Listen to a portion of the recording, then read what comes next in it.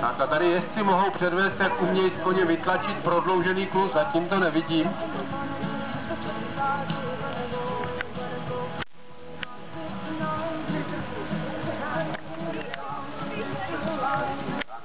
První jezdec je v cíli.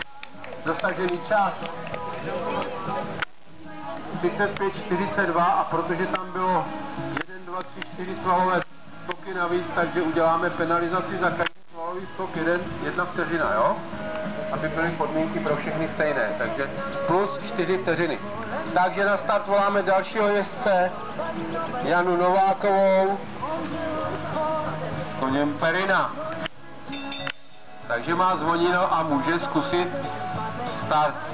Takže jak jsem ji říkal, napovídám všem v nejrychlejším klusu, těsně kolem točných bodů, tak abyste to absolvovali v co možná nejkratším čase.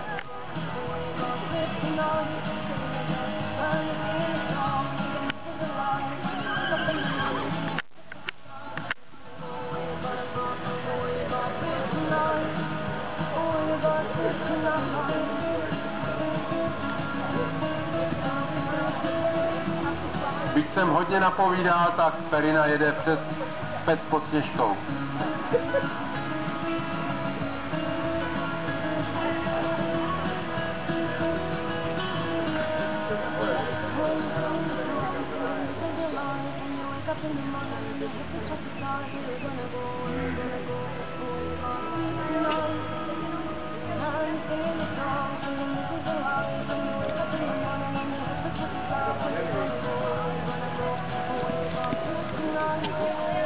Tak výborně a druhá dvojice je v cíli. Čas